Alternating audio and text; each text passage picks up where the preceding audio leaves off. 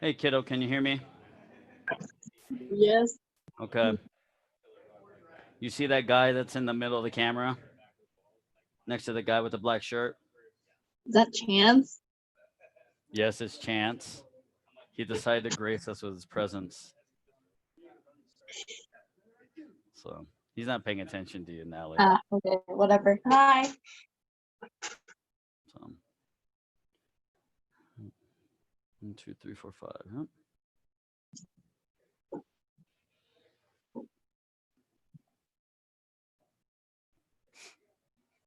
We'll give it another minute and then we'll get started.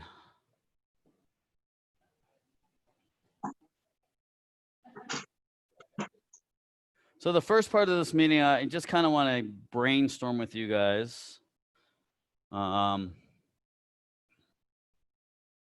With COVID, and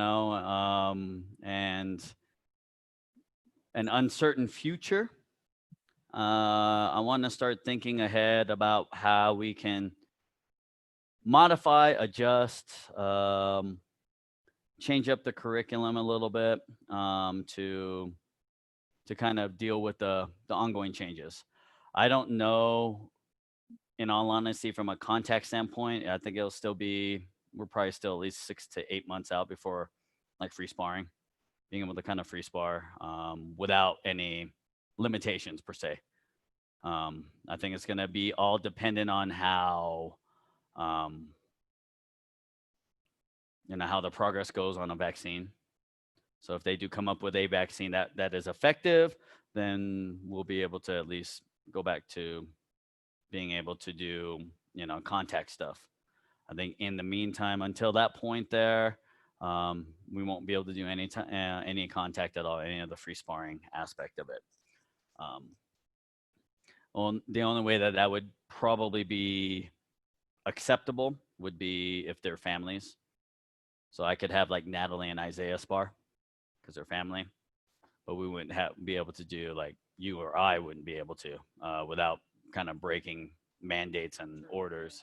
Yeah, right. We'd have to do that. Once again, too, I don't want to, as much as I don't know fully, and that's the other thing. I sent you guys a link on some COVID, just a test kind of thing that I would like for you guys to complete at some point. I think it takes only about 20-25 minutes. All right. Basically, that way we're doing our due diligence from a standpoint when people start to ask, hey, what are you doing? I just want to be responsible. I want to assure our clients, our student base, that we're taking the necessary steps. I know that some of us don't believe in it. There are people out there that believe that this is all a hoax, that there really isn't a COVID out there. And then there are people that are so afraid of it, they're not willing to take a risk. So I've got people right now that are committed to just doing Zoom for the foreseeable future. And they don't want to come in, they don't want to be exposed, and all that stuff. And I get it. So I'm going to accommodate the best that I can. Just so you guys know where I stand, I've only signed up one individual since February, one new student. There is still probably about close to 20 to 25 students that are still out, not participating in Zoom, don't have any intentions on coming back until everything is free and clear. So, needless to say, that's the state of Apex right now. So, we've only had two or three new people even come in or inquire about classes. So the rest has been just kind of taking care of the base. I've reached out to some of those that don't want to come in, and I've asked them about the Zoom, and they don't have enough room, or they don't want to manage their kids while they're taking the class. You know what I'm saying? Where they don't want to be there sitting there trying to get them to pay attention. Because obviously, if you're not paying attention to your child, sometimes your child doesn't want to participate. So I'm having those kind of challenges as well. All right. So needless to say, trying to do my best to obviously provide effective classes, both from an online standpoint and in an in-person standpoint, is going to be key to our future. Because I still, unfortunately, still have rent to pay here. That hasn't changed. That hasn't changed since the get-go. The landlord's been accommodating in a couple of instances where when it first happened, hey, we'll reduce the rent by a little bit, and that helped out. But needless to say, too, that's not going to be the case. So I'm just trying to do my best to try to make sure that you guys are my base. The people that are regularly coming, the Hammers, the Ferrarias, those guys that you constantly see on the Zoom and all of that you see regularly, since you're here pretty regularly. Those people are taken care of the best that we can, so that they don't lose the interest, keep them progressing, keep them moving ahead. So I want to use kind of the first part of this to kind of have a discussion on what things you think we might need to consider changing. You guys have had a chance to look at the curriculums, to kind of look through and say, hey, these are all the things that we have going on. What kind of changes need to be potentially made? I was telling Mr. Campbell before most of you guys showed up, this is a fluid document, right? This is not the Holy Grail, not the Bible. It's not set in stone. It's a fluid document. We can make changes. We can adjust it. I'm willing to incorporate whatever ideas that you guys have, right? But the key to this is that don't just give me an idea, right? Give me some backup. Give me some support on why you think it would be effective or why it would benefit us to make that change. Okay? Because that's, for me, I'll go back and look at this document and go, oh man, I want to change things, right? And then it becomes a lot of work, because I realize now it's not me just changing. Now I have to go, okay, now I've got so many other people that are helping me out. I have to make sure that you guys are in tune with those changes, that it makes sense. So those are the things that I want you guys to understand and keep in mind as we move forward. We have 18 months left in this lease here, 18 months. So I'm going to start the process of looking around to kind of see what's out there. I'm hoping that with the commercial real estate market being the way it is right now and going forward, that I'm going to be able to find something for better price, right? Something more favorable. I don't want to have to move if I don't need to, because obviously, yes, it's always an expense, right? But then again, too, if I can get maybe a larger space, maybe a better space for less price, why wouldn't I do it, right? So I'm starting to look into options and so forth. So just keep that in mind. I'm hoping, like I said, with the way COVID has kind of hurt other businesses and forced other businesses to close and so forth, that it's going to be favorable for me when I'm looking. So, but once again, I'm 18 months before I can get out of here. So 2023 or 2022, I should say, basically. So. It goes fast. It's going quick. It's going to go very quick. I mean, you think about, COVID hit 4 months ago. So a lot has happened in 4 months. So we're just trying to keep things going.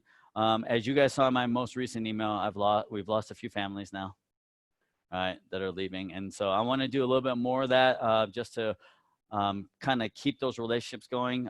In the event that the Mathis family cannot find anything out in Alabama, or the school that they located isn't a good fit for them, I want to give them the option to continue to train. So let's see. You saw Mr. Miller, right? Mark Miller, black guy. It was a green belt. He started like 7 years ago. You remember when the Partains were here, right? Ian Partain. Right, and then there was an exchange student from Korea, Minjo. Okay, so he was one of the kids he's a little bit older than you. He's probably, because you're 17? No, 16. 16. Okay, so yeah, so he's about 3 years older than you. But he was a green belt, or he got up to green belt and then he left. So he ended up coming back for a month. Yeah. And then he got shipped back out to Florida. So, but he's going to stay with us via remote through Zoom and everything. So, and then we have the Bowden family. They're still with us, and they live up in Alaska. The McBride family just got relocated to Hawaii. So, but they're going to continue to join us. It's just hard to do it actual time because it's a six hour difference. Yeah. So like the kids aren't even out of school. Once they're in school, they wouldn't be out of school even for our late class. So we're trying to work on some different things. I'm going to work on some things if I need to do some special tape delayed things for them, or so I kind of want to open it up to you guys. Do you guys have any suggestions, any thoughts, anything that we can do to kind of adjust or change the curriculum as you see it or as you know it right now? All right. Obviously, this is going to pertain a little bit more to like Mr. Danielle and Ms. Green, because you guys do a little bit more of the teaching right now. You guys have done it and you guys have experienced it. What would be beneficial? All right. You guys will sit down. You guys don't need to stand. Natalie's all casual over there at home in a big old office chair. Yeah. So, I mean, what are your thoughts? Any? I don't have anything on the curriculum itself. So, Mr. Campbell says he doesn't have anything on the curriculum itself. So I know the younger belts, there was sparring part of the testing. Since that's going to be lots of statements we're saying, we look more like the ITF forms in that spot? With the ITF forms, I'm only doing the ITF forms just really for fun, basically.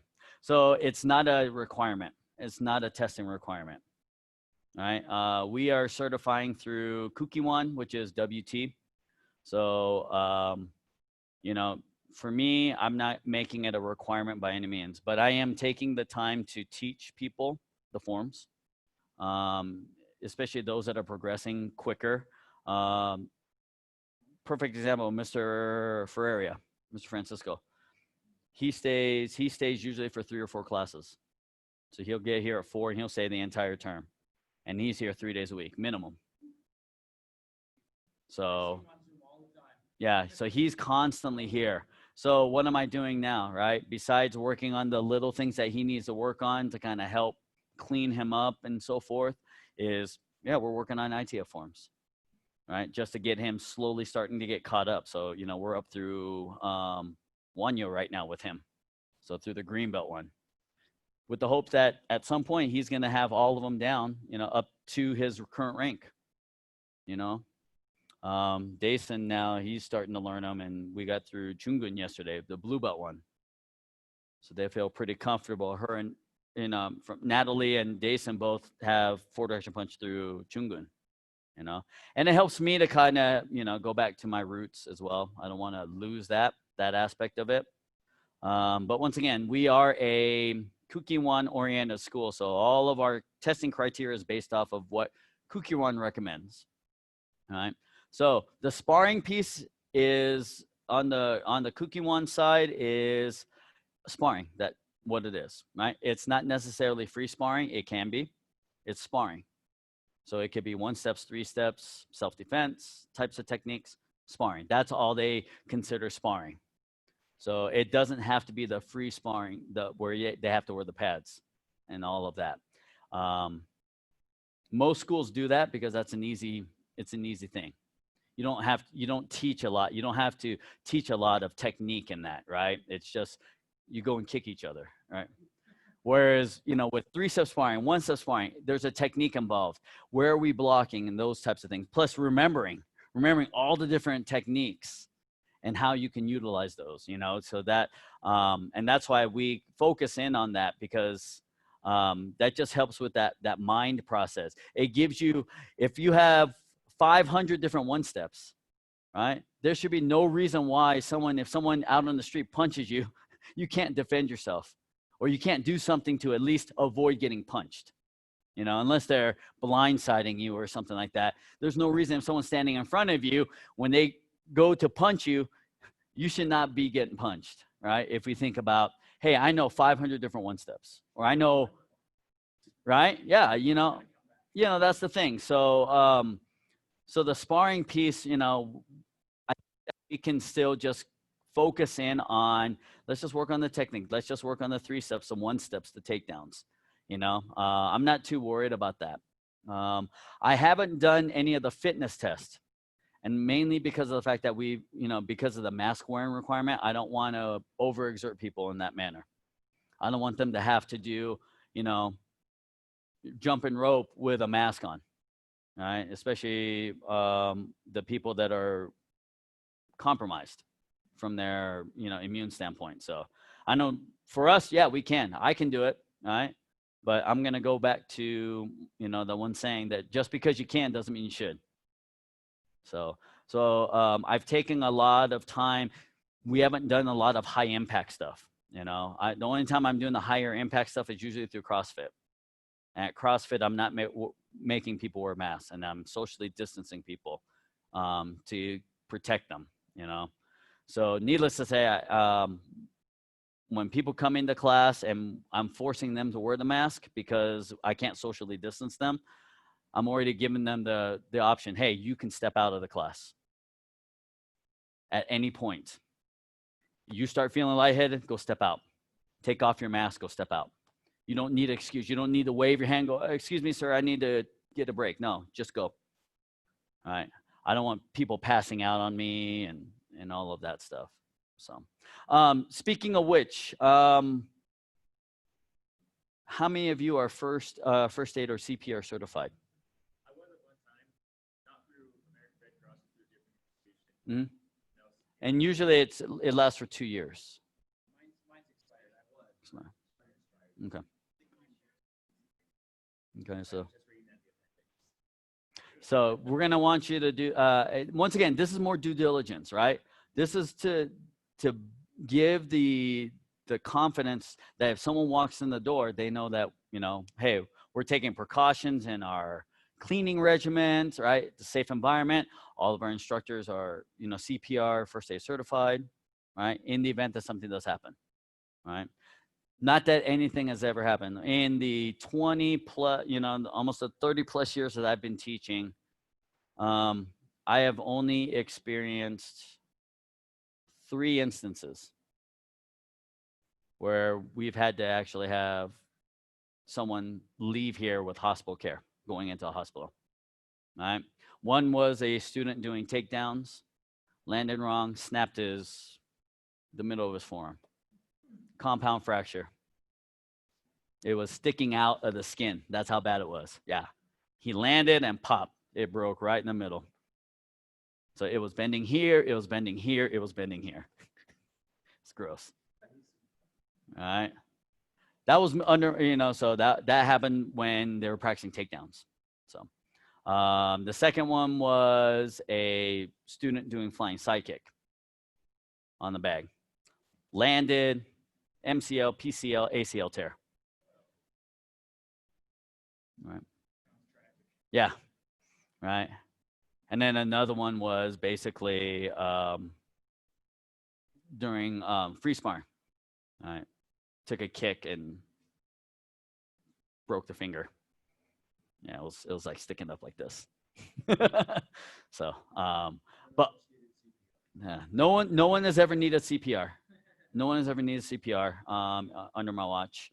I did have one where an Achilles snapped, but that wasn't under my watch. It was actually, I was watching a test.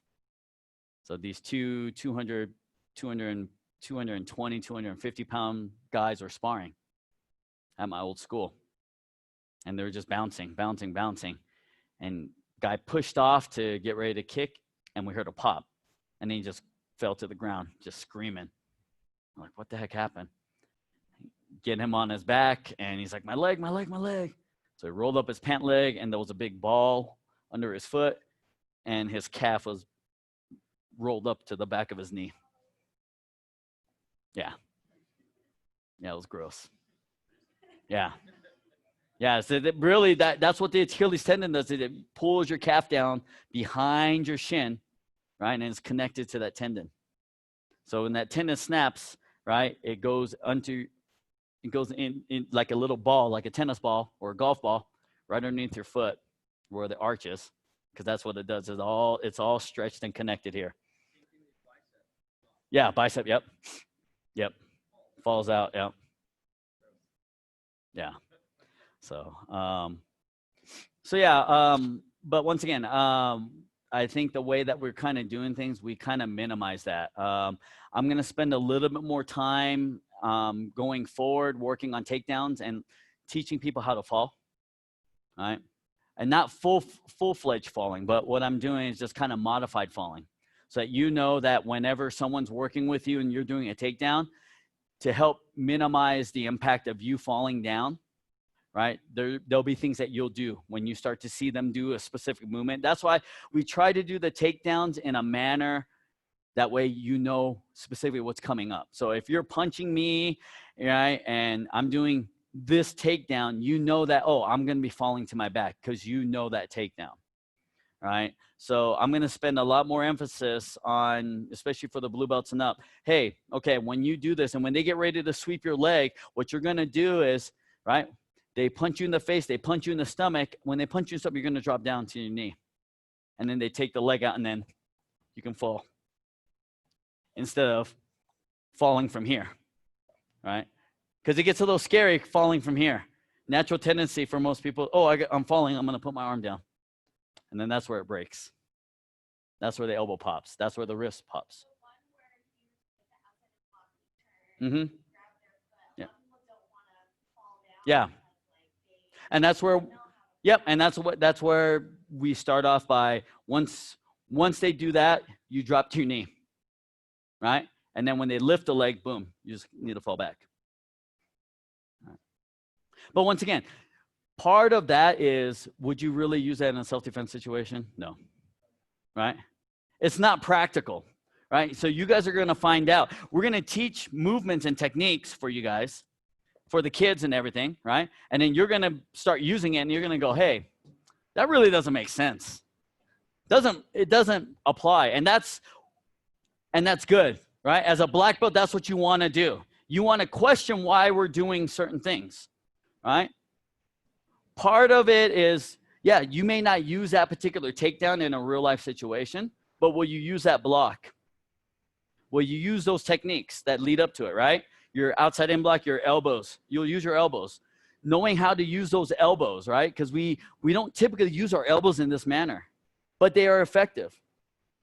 They're an effective tool, especially if someone's got you, like, underhooked you under your belly or your chest, right? Without your arms, right? Kind of hooked you underneath. Then yeah, you can swing those arms. But people don't think about that because we don't use elbows like this. So this exercise kind of helps us to get used to doing this, just in case someone comes up and tries to grab you, right, from the underhook side.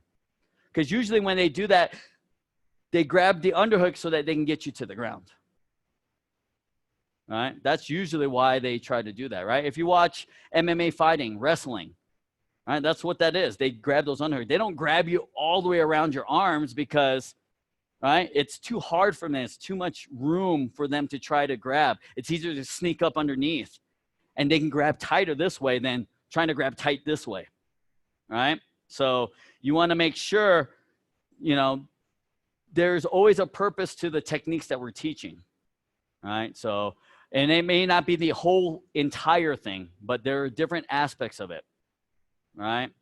Being able to kick downward toward that target, right? Because we lift the leg and then we kick downward, right, toward the groin or the stomach, right? That's a big thing right now, right, for any student, right? Our ability to kick strong and down, right onto the knee, boom, all right? For the knee, no, about 4 pounds of pressure. Yeah, 4 to 6 pounds of pressure. And you'll totally kill the knee, all right?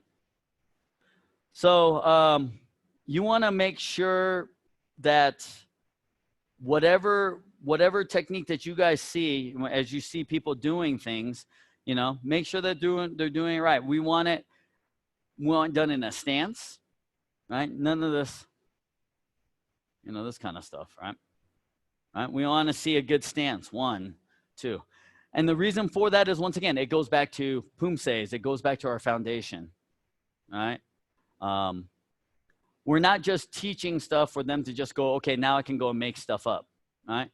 We want them to learn a specific way. That's why we do 3 steps first, then 1 steps, then takedowns, then self-defense. Then we start incorporating weapons defense.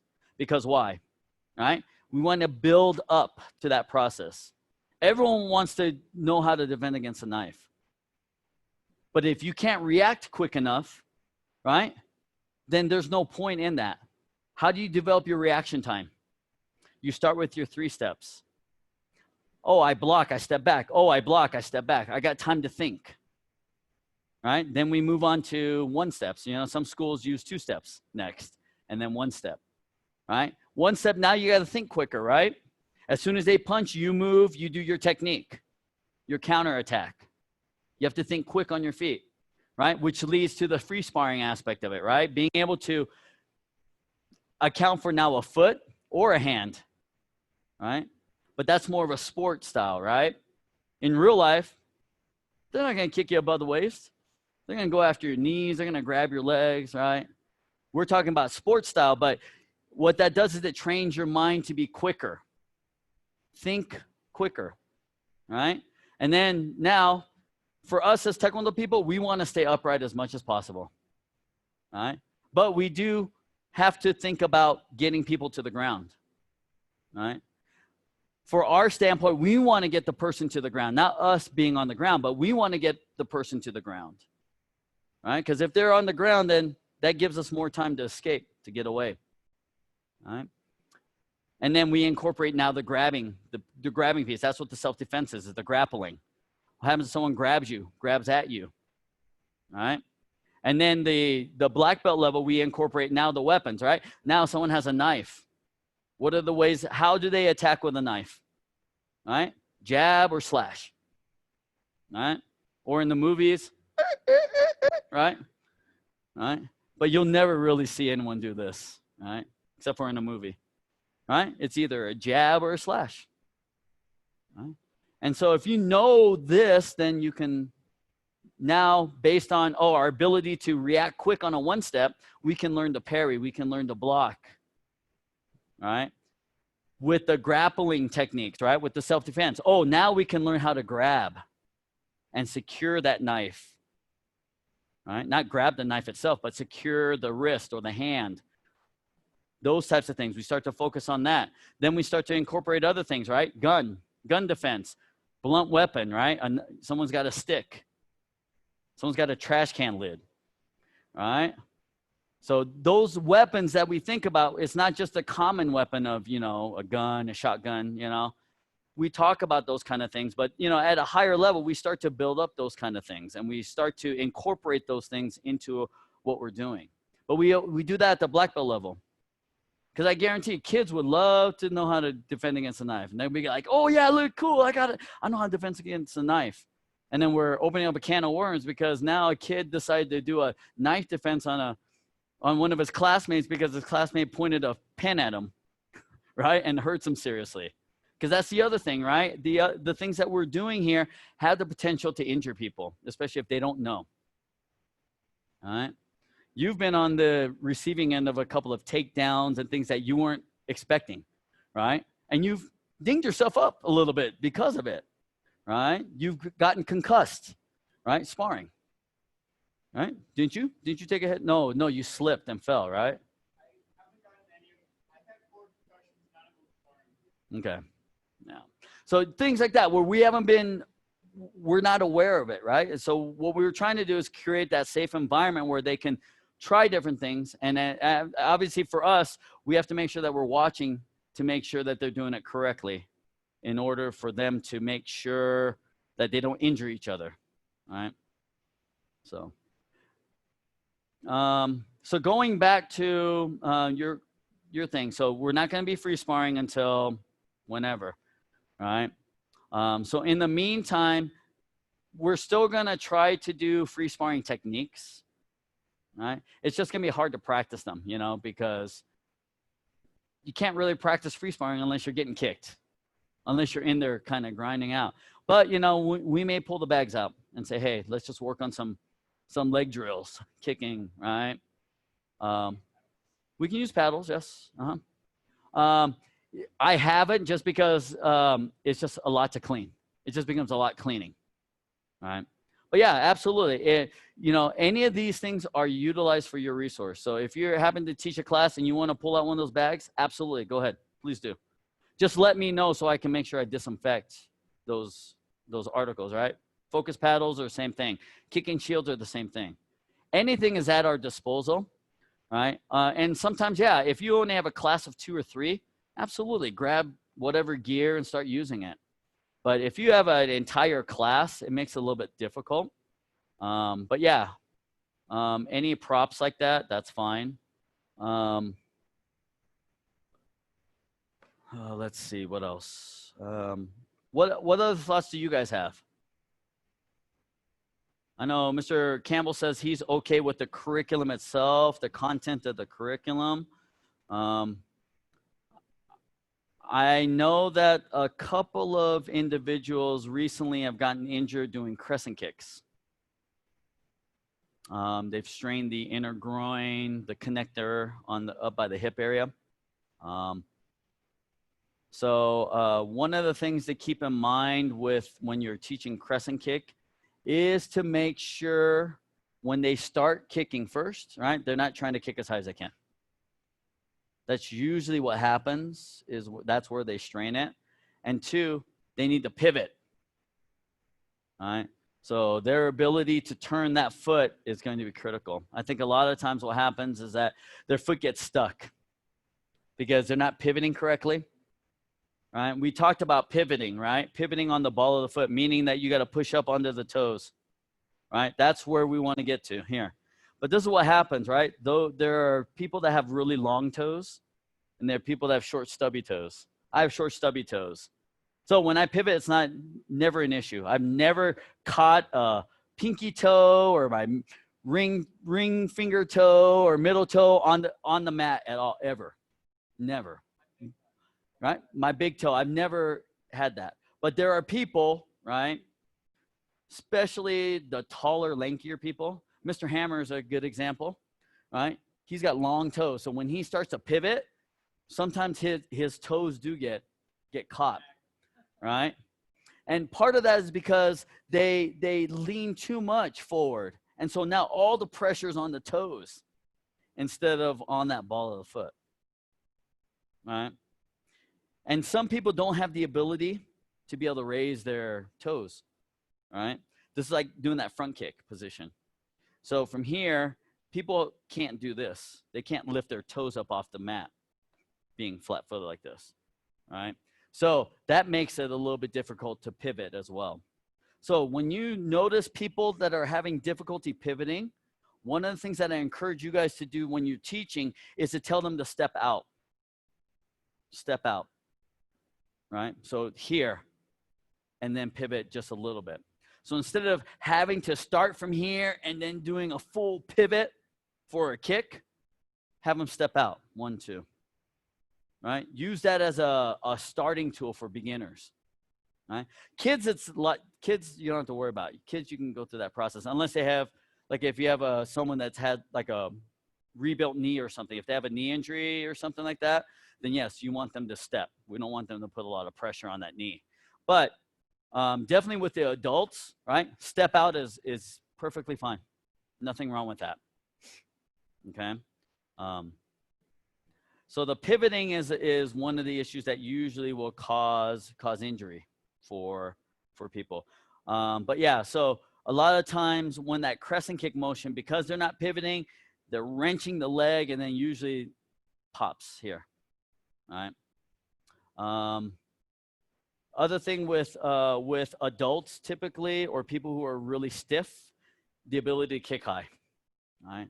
So our goal, what we want to teach is belt level. Everything should be at least belt height. So when they do an axe kick, right, I want them to come at least here. All right. They should be able to do this. All right. Now, I don't expect them to be able to throw an axe kick like Natalie does, where, you know, the toes are behind your head and you come down like that. All right. All right. For you guys, yes. No. But, you know, we want to work toward that. But once again, work within what you're capable of, right? Because it's very easy. Once you pull a hamstring, right? If you're Dason's age or Chance's age or Natalie's age, you pull a hamstring, 2-3 days, you're fine. All right. You're Mr. Danielle's age and you pull a hamstring, right? 6 months to a year, right? All right. No, seriously, you will feel it, right? And then there'll be hesitation in everything that you do, all right? So if you can avoid the injury bug, then yes, you're going to be fine, right? And the way to do that is to practice smart. So, which goes to stretching routine and warm-ups. Make sure every class that you teach, you are going through a stretching routine, right, at the very beginning. So make sure everyone goes through the stretching routine. All right. And the way I've kind of done mine is, you know, we do the rotational things. That's the lubrication. That's moving of the joints, and then to the static stretching. All right. One of the things that if you're having a hard time thinking about things to do, start with some light, low impact movement drills, right? The dynamic stuff. So, you know, this kind of stuff to start into this, the static stretching. All right. It's like your muscles are like taffy. So if taffy is cold, if it comes straight out of the refrigerator and you start to pull on it, it breaks. It just snaps. Our muscles are very much the same thing. So if you just come in here and you just start to pull on it, it's really tight. Now, if you warm them up a little bit, you know, bouncing, just light stuff, moving around, this kind of stuff, and then you go into those stretches, much easier. Much better. And then try stretching after an entire workout. And you're going to find, hey, I can go a little bit further, because though you've created elasticity in your muscle. Okay. Everyone likes to use the term flexibility, and that's incorrect when we use muscles, right? It's not flexibility on muscles. It's actually elasticity. All right. We want that. We want our muscles to be like a rubber band. Okay. We want flexibility in the joint, range of motion in the joint. We want elasticity in our muscles. So when it pulls, it comes back to where it was. Okay. We don't want to we don't want to elasticize the muscle, because when we start doing that, that's where the hurt comes in the pit, right? If your muscle is pulled and stretched out, then things don't come back into place. So think about like a knee, right? If you've overworked your hamstring and you stretched it, you tore it, your calf is the same way, then the knee starts to get loosey-goosey. Because why? The knee's compressed in by the calf and the hamstrings and keeps it into place. Okay, all these muscles in your hands, in your palm, are connected to your forearm that keeps the wrist in place. All right. And so when we start to overwork this stuff, over pull this stuff, then the wrist gets loose and you start to feel like, oh, you know, it feels like it's popped out of place. All right. When you've dislocated a hand or dislocated a shoulder, right? You've torn usually cartilage and tendon up in this area here. And so what a lot of people do is when they've had those shoulder injuries and they fully extend the punch, they may pop that shoulder out of socket because it's been stretched, right? And tendons and ligaments, which are the connecting tissue to the bone. That's what connects your muscle to your bone, those tendons and ligaments. When you stretch out those tendons and ligaments, right, then things start to move a little bit more than what they're supposed to. And that's where you get dislocation or things popping out of place. Okay. My elbow pops out of place from landing one time wrong and having it dislocate because I dropped my hand after getting my foot caught in someone's uniform. All right. So I was on basically that kind of a floor, or that tile floor, wood floor, Basically, I did a flying side kick over 10 kids. I broke the board and my foot got caught in my holder's uniform. And I couldn't get my foot down to catch me. So I dropped my arm and I popped it out of place. And so every once in a while, if I overextend my punch, it pops out of place. So, it's like the Lethal Weapon, Mel Gibson character, right? He loses his thing and then he has to go over here and go, wham, pop it back into place. Shoulders popping out of place, that's bad. It is painful. I had to do one for a student of mine in a tournament in between rounds. Oh my gosh, I'd never done it before. It's scary. I put my foot right inside of his armpit and then foot here, grabbed his arm. He said, yank as hard as you can. Yank, and then it went back in. I was like, oh, never want to do that again. All right. I've seen doctors do that with fingers. Yeah? So the one that I told you about the finger being up like that, it was dislocated is what it was. It wasn't broken. It actually ended up being dislocated. And then I saw the doctor come in and pull it out and pop it right back in. I was like, oh, all right. But, and I could have done that, and we ended up in the emergency room for 3 hours before she was able to get that finger put back in. And I could have done it, but I'm not properly trained, and I don't expect you guys to. If someone has a dislocation, oh yeah, I'll just go ahead and we'll just go ahead and put it right back in. Let's just pull it, right, or whatever. You don't want to do that kind of stuff if you don't have to. All right? Yeah, exactly, right? So needless to say, we want to try to minimize those injuries as best as we can. So a lot of times when we're doing those stretching routines, you notice I kind of work from top to bottom, right? So I know for you guys who are young and you guys are a little self-conscious when you guys are doing things and so forth, kind of forget sometimes. You might do something standing up and then you might have them sit down, do something here. Oh, let's go back up again. Let's do some of these. Oh, let's go sit back down. Right? So a lot of times, do everything standing first and then sit down. All right? And then come back up. So try not to go a lot of up and down kind of stuff.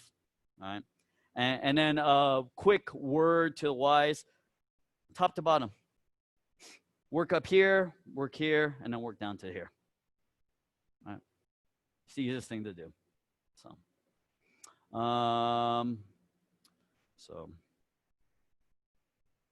let's see. Class format wise, you have the luxury, if you want to just do an entire class of kicks, okay, you can do that. Just make sure you give people plenty of breaks, breathing breaks and all of that stuff. But yeah, you can certainly do that. If you want to just teach a technique, I would encourage that as well. So if you're teaching a class and you want to teach a down block, or excuse me, a low block, I'm changing terminology a little bit, so just so you guys are aware. So down block is no longer down block, it's going to be a low block.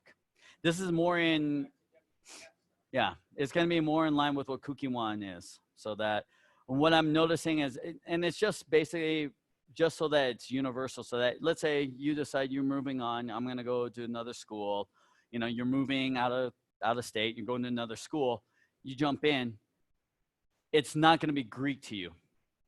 And when they say low block, you're going to be like, hey, I don't know what a low block is. So I'm just trying to be more consistent with those Kukiwan-oriented schools. So I'm changing that because the down block is actually an ITF term. Just like rising block is an ITF term. All right. It's high block and low block. Yeah. And inner block. Outside end block is inner block.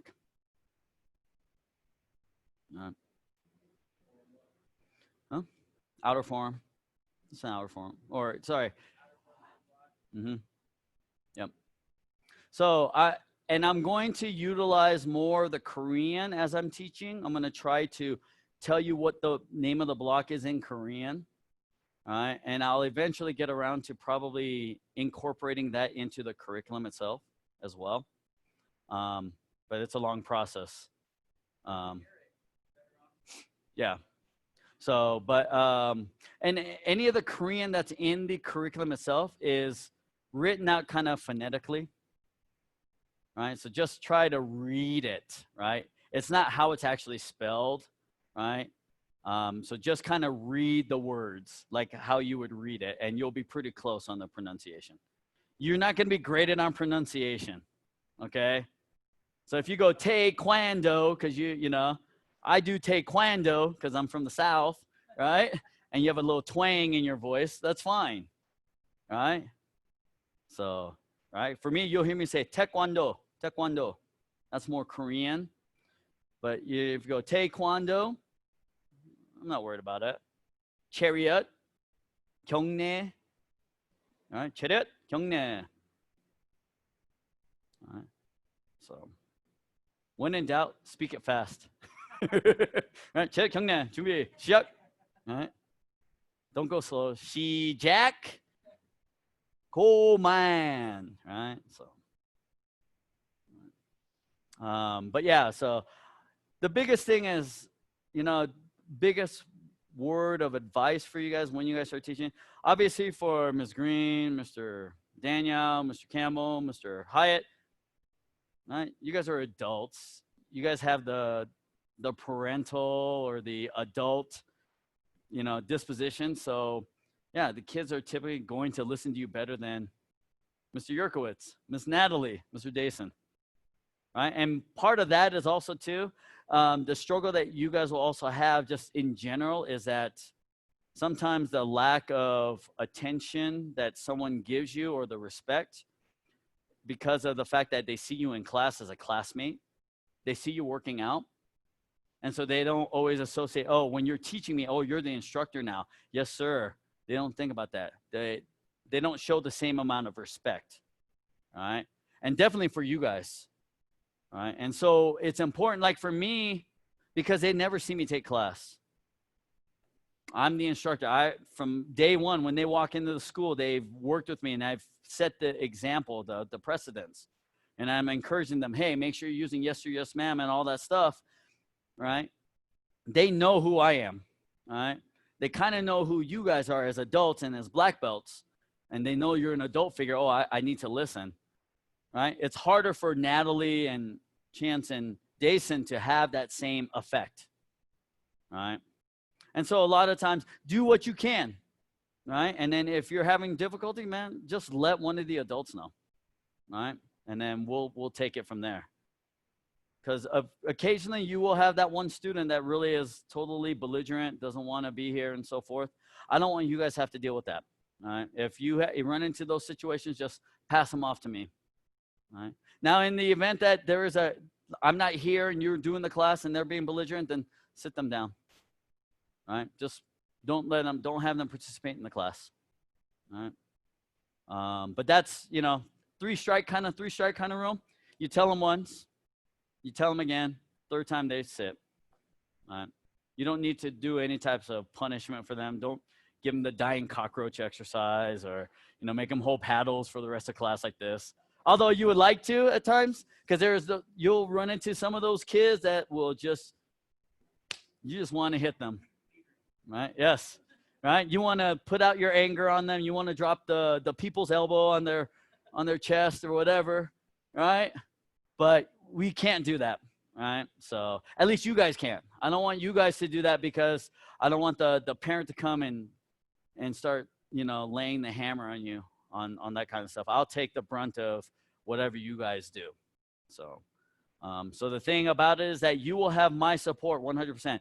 If you do happen to, if I'm not here and something does happen, make sure that you document it, please. Just to be covered, all right? Just so that I'm aware that you notified me, hey, this happened. On occasion, if I think one time, Ms. Green, I was at a tournament and she calls me and she's like, the key broke inside the lock. The key broke inside the lock, notify me of those things immediately, those kind of stuff. Or, like I said, if something happens, it's the same kind of thing. Just notify me immediately after that happens. Document it, let me know what happened, so that I can cover, I can make sure that I can speak to the parents and let them know. Because I don't want the parent to come up and bum rush you and say, hey, you were doing all this to my kid or whatever and all this stuff like that. All right. Because we know kids will fabricate stories to save their butts. All right. Especially if they know that they're going to get in trouble. All kids do it. All kids will kind of stretch the truth out a little bit. So, so I want you guys to make sure that you guys have the assurance knowing that I have your back. And even if you were in the wrong, I'm still going to have your back. All right. So if you handle something and you shouldn't have handled it that way, but you let me know, I'm still going to support you. All right. That's the one thing I learned from my instructor is that when my instructor threw me to the wolves and said, hey, you teach this class, all right? If I made a mistake, he still supported me. He was there for my back, and I'm the same way. So we're going to make mistakes in this role as teachers. We're going to make the mistake every once in a while. All right? Know that you have the support of me. That even if you make that mistake, all right? And even if it costs me a student, I'm still going to have your back. All right? And I've done that before. I've done that where a parent was mad at another parent that was in class that was trying to discipline some kids on the other side. It was when I had the other side of the school.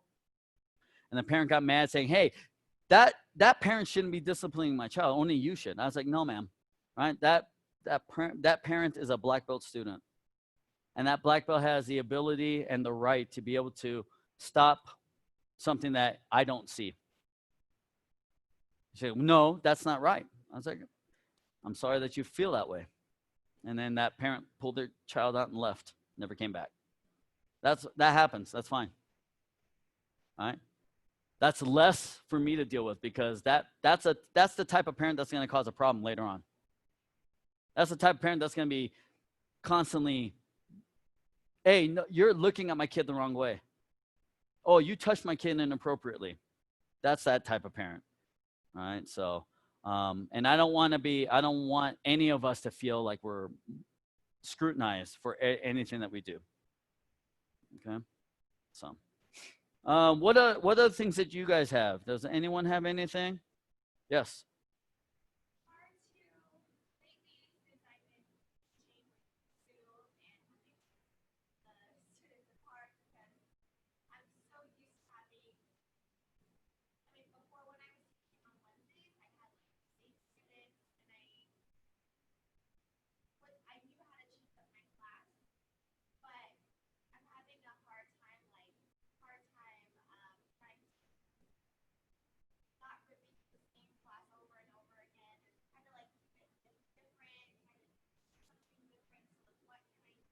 Okay. Okay. So Natalie, the comment was Miss Green's been teaching now for a few weeks, having to deal with Zoom and regular class, and before it was just the regular class, and she had the same people, and so she knew exactly what she did last week with those people, and she could change it this time. And lately, she's had different people in the class, so it's not always been the same, and she feels like she has to do that. She's doing the same thing over and over and over and over again. So what can she do differently? Or what can I do to spice things up? Okay. Here's one thing that you can do, all right? You can pick one thing to do and you do it the entire class. I'm just going to kick this entire class. All right? Kicking's easy, all right? You can do all kinds of kicks. You can do kicks. You start off with single kicks, 2 kicks, 3 kick combos, right? Since you're having to deal with a Zoom group, right? Probably no more than 3 kicks. That's the other thing, right? When you're teaching a class, know that people at home may not have as much space. So even though you might only have 3 kids here and you got all this room, right? Know that the people in Zoom don't have that kind of space.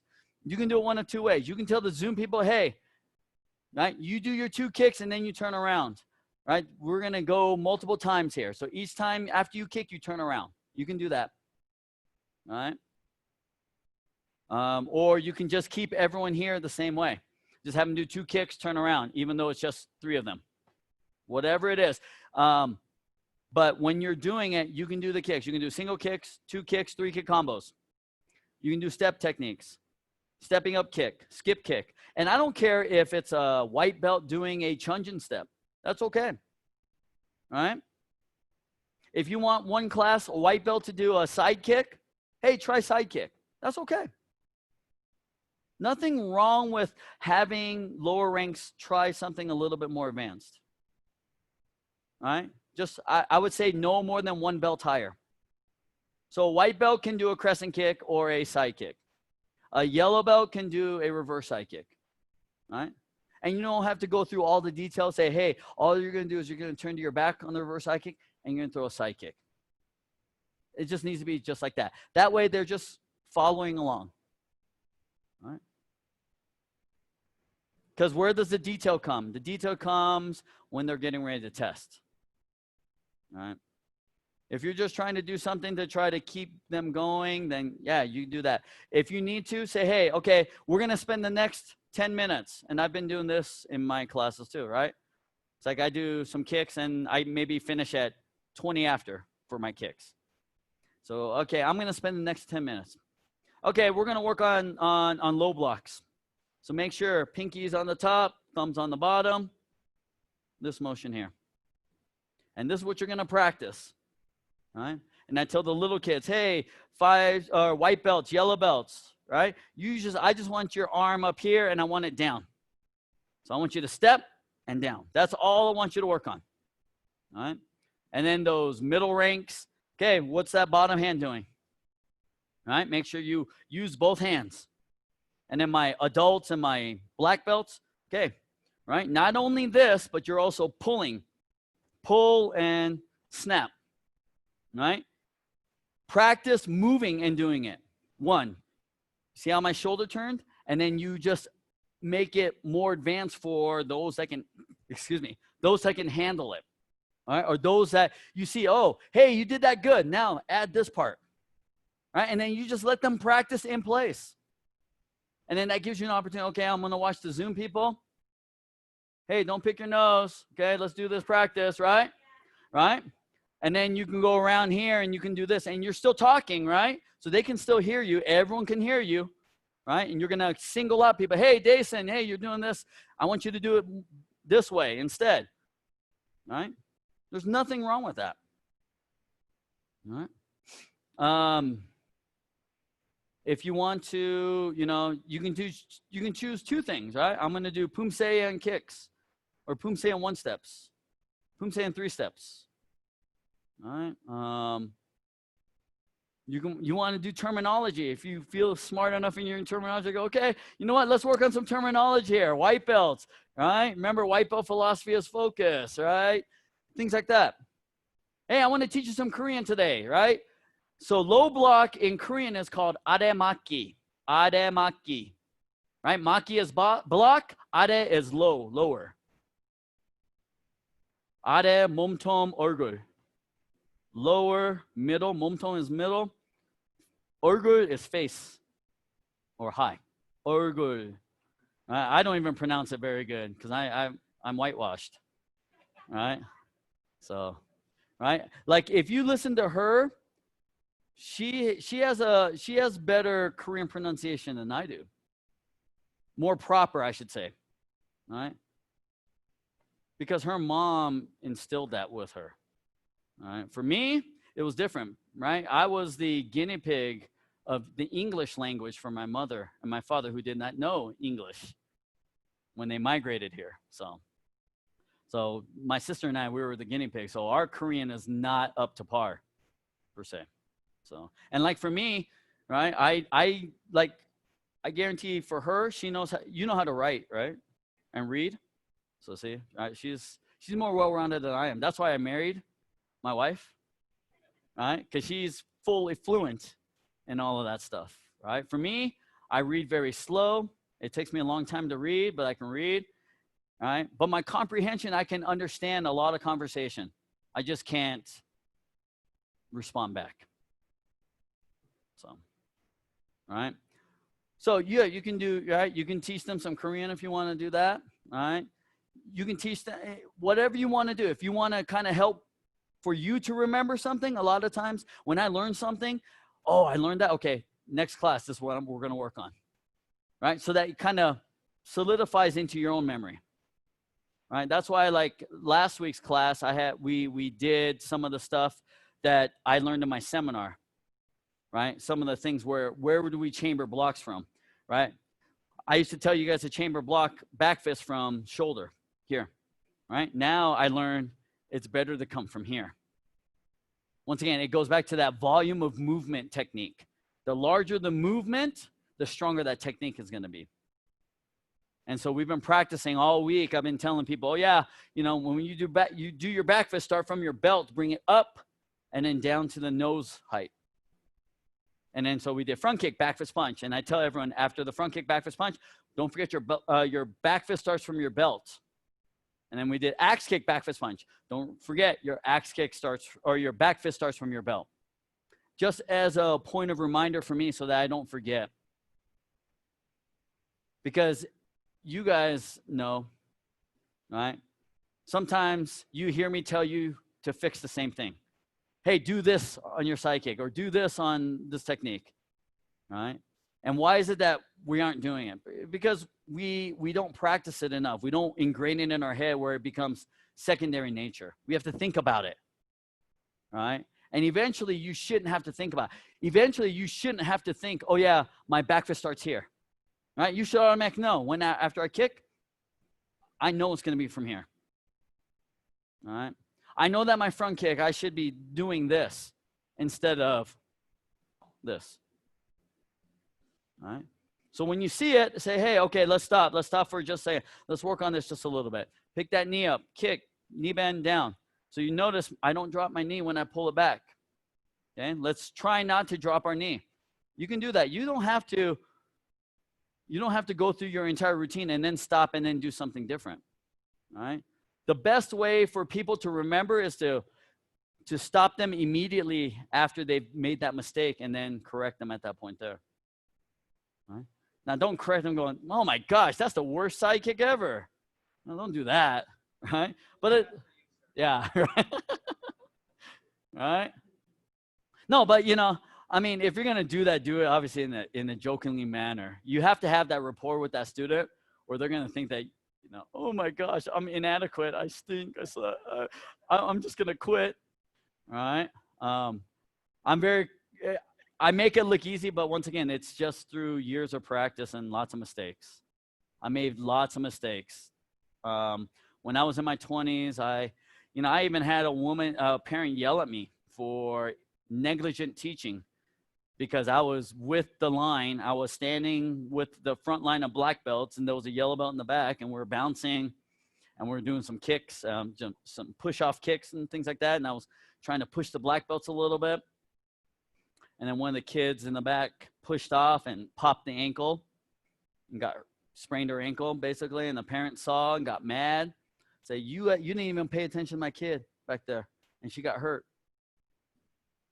And so that kind of put the fear of God in me, because now she threatened the school with a lawsuit. She was going to sue and all of this stuff like that. And put the fear of God into me. So very rarely will you ever see me do things with you guys. You'll always see me walking around because I don't want to ever have to experience that. Because that's a horrifying feeling. You know, I lost sleep over it. I wasn't eating because I was really worried. Right. And fortunately, the school owner of my old school, she took care of everything and, calmed the lady down. But it scarred me. Right. So whenever you guys have something bad happen to you, it scars you. And so, I'm trying to make sure that you guys don't have to ever experience something like that. Because I would imagine that for some of you guys, if you experience something like that, that it changes your life. Like you don't want to do it again. And I contemplated, not ever even wanting to do that. And it kind of, in my mind, almost reinforced my mentality as a teenager. Oh, I have to teach you because you're a beginner? You're wasting my time. Because I have to teach you, I'm not training. I just want to train. I don't want to have to teach you. That was my mentality. All right. But when I started teaching, I found a joy for it because I saw people overcoming. I can't do this. I can't do this. No, yes, you can. Watch. Here's how you can do it. And then all of a sudden they can do it. All right. All of you guys seeing her grow up. Oh my gosh, she was a horrible teenager growing up. Troublemaker. All right. And now she's here, she's here helping me and teaching the lessons that she learned from me and so forth with others. And right. I mean, I've known your wife for a long time too, and seeing her grow and to the point that where she's at right now, and trying to help her through that next phase. It's huge. I know, right? Oh my gosh. Right? Seeing you, a 4-year-old. Look at you now. You're a 4, man. You and what's his face? Who was the other? Who was it? It was you and what's his face that were always competing against each other. Liam, yes, Liam. And they moved to what, Pennsylvania or something like that? East Coast, Cincinnati, yeah. So yeah, you two, man, those two, they're always, whenever someone got a stripe first, I got my stripe before you did. They're always just jabbing at each other. And then, you know, Dason, obviously growing up, I always remember his black belt tests and his mom just losing it over here because he was having a hard time breaking that board. And I refused to let him quit because he wanted to quit, you know, and so forth. So I've got stories with everyone, but it's one of those things where, you know, I want you guys to get the positives out of this. I don't want you guys to see the negative side of it, you know? And of course, everything has this negative side, right? There's always a bad side of it, a side that you're not happy with, or, you know, it's wrong or whatever, you know? Tournaments bring out the worst in most tournament experiences, all right? Not doing good in the tournament, or having multiple things happen at a tournament or at tournaments. I went through that phase too, you know, getting blackballed because I was associated with this school. I never had an opportunity to be able to get onto that Olympic program because I was associated with this school, right? So, you know, Coach Livingston, what happened with him? You know what he did? He left the school and then went to the other school and then got onto the Olympic program with them because he was not affiliated with the school. Right? And for me, right, I was about loyalty. And I know, you know, once again, for you guys, you know, different time in your life, if you move and you want to continue on, you just join another school, by all means, you have my blessing. That's not a problem. All right. At some point, if you feel like, if you leave me because I'm being a jerk, then I want you to let me know. Don't just leave me and then, you know, talk to other people and say, oh yeah, he's a jerk or whatever. And let me know. You know, give me an opportunity to correct my behavior, right? If that's really the case, right? Because you guys help me to be better, and that's really what it's about. It's not just me pouring out everything that I know. It's seeing what you guys do and seeing how you guys want to grow in the process. You know, Mr. Campbell, you know, you're one of the newer ones to the group, right? In the way of being with us for as long as you have been, and you allowing your son to grow up in the process, and now you're wanting to step up into a teaching type of role and help out the school. I mean, that's huge. I mean, it's you know, it makes me feel good. You know, Mr. Daniel's been here. He's been here for a while. He was already in the teaching role when I walked in, and then I know he was excited when I came in. It's like, hey, I get to do some training, and then he got himself injured. And then life got in the way, and then he's finally back now being able to train and then wanting to give back. And so, you know, those types of things are very important. You know, I know Mr. Hyatt, he's, you know, you're in that situation where, you know, you're trying to lead by example with your kids, kind of be in there, trying to be the leader for your family and encourage them to kind of finish what they've started. Right. And so those are big things. I wish I can get my wife to do it, you know? Yeah, but she's already done it. So there's hope for her. My wife did one class and then she's done. Right? One class. She didn't even last the whole class. 30 minutes, I think. 30 minutes. She got through the stretching. She's like, okay, that's fine. 15 minutes of kicking. She's like, I'm tired of you yelling at me. And I'm done. So, yeah. But that's that. So give it some thought before next week. If you guys have anything that if we can incorporate, if you guys think that we should incorporate something else into our curriculum,